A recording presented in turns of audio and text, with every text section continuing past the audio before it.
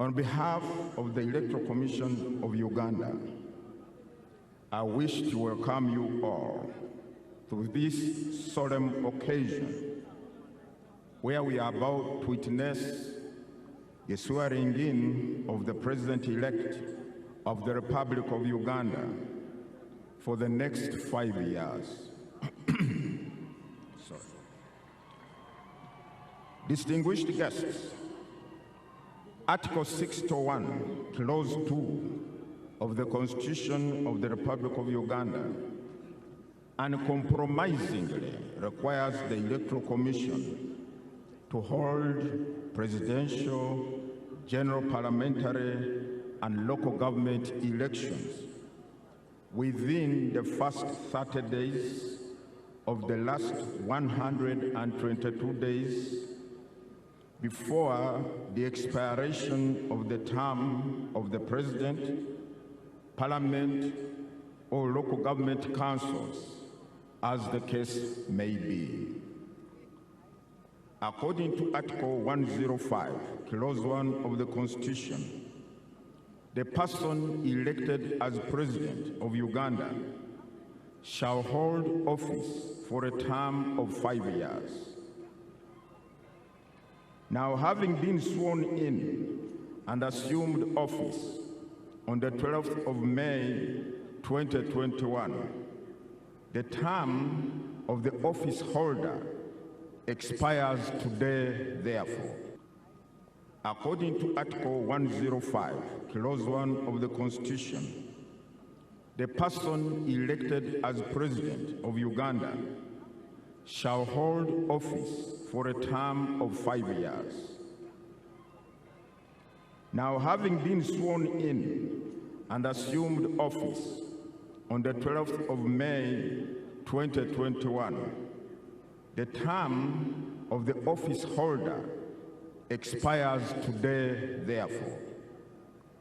And Article 105, Clause 3, explicitly states that the office of the President shall become vacant on the expiration of the period specified in this article. The lowering of the national flag we have just witnessed signifies that the said office is vacant as we talk now. But do not get alarmed or start developing strange ideas. We are going to fill that void in a few moments from now. Accordingly, the Electoral Commission, in fulfillment of Articles 61(2) and 105(1) of the Constitution, organized, conducted, and held presidential elections on Thursday, the 15th of January, 2026. Articles 103, Clause 7 of the Constitution and Section 59 of the Presidential Elections Act require the Electoral Commission to ascertain, publish, and declare the results of the presidential election within 48 hours from the close of polling. I'm glad to announce the Electoral Commission accomplished that onerous task on the 17th of January 2026 when it declared the final results. Let me unequivocally state it here that the Commission complied with all the requirements of the law regarding the handling of the results, right from the polling station to the district tally center and to the national tally center. From the declared results, candidate Yoweri Kaguta Museveni emerged as the winner, he having satisfied the requirements of Article 103, Clause 4 of the Constitution and Section 54, subsection 4 of the Presidential Elections Act, which stipulates that, I quote, "A candidate shall not be declared elected as president unless the number of votes cast in favor of that candidate at the presidential election is more than 50% of the valid votes cast at the election." End of quote. Candidate Yoweri Tibuhaburwa Kaguta Museveni obtained 71.6% of the valid votes cast, which was well over and above the 50% threshold, and was therefore declared elected president. I do congratulate you, candidate Yoweri Tibuhaburwa Kaguta Museveni, for being elected president of the Republic of Uganda for another term.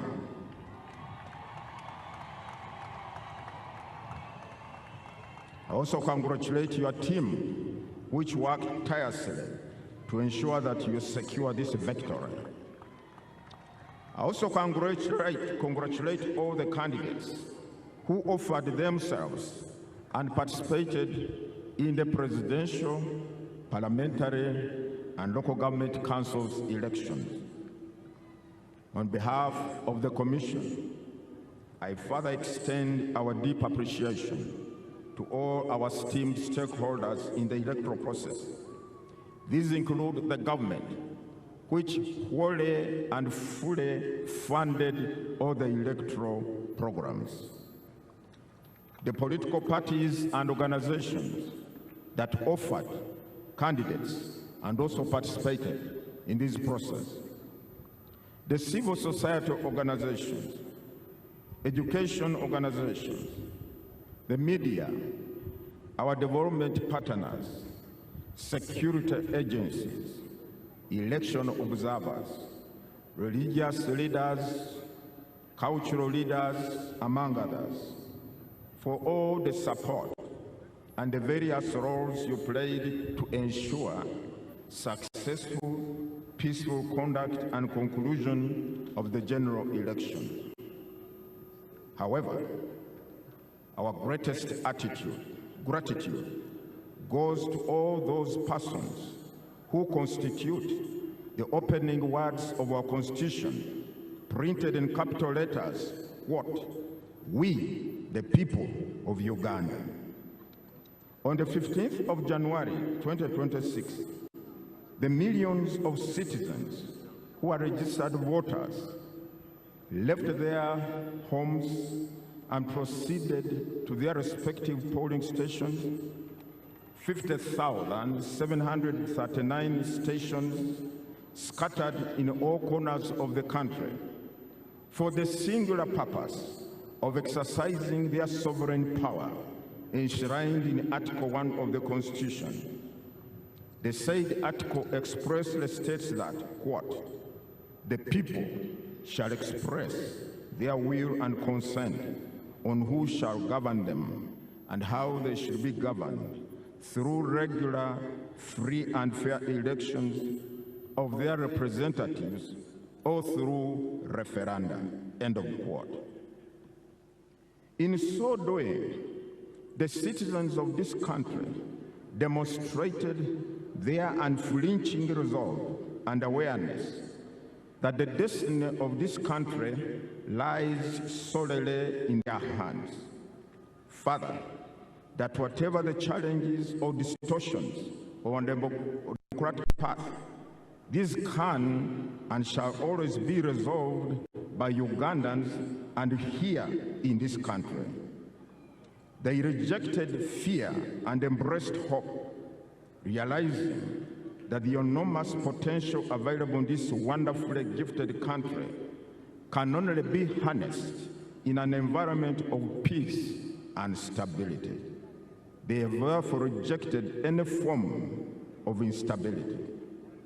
It is for the said reasons that the people of Uganda maintained an environment of peace and tranquility, respecting one another as they calmly went about the business of casting their votes for the candidate of one's choice. I salute you, the citizens of this country, for enabling today's event to take place. Needless to say, if you are not going to go now, if you are not going out to vote in those polling stations, we probably, most probably, would not be here. And now, on behalf of the Electoral Commission, ladies and gentlemen, I have the honor to introduce to you all the President-elect, the one whom, out of 8 candidates, the people of Uganda preferred, Yoweri Tibuhaburwa Kaguta Museveni. And I would ask him to step forward and come to the podium. Mr. President-elect, can you please come to the podium?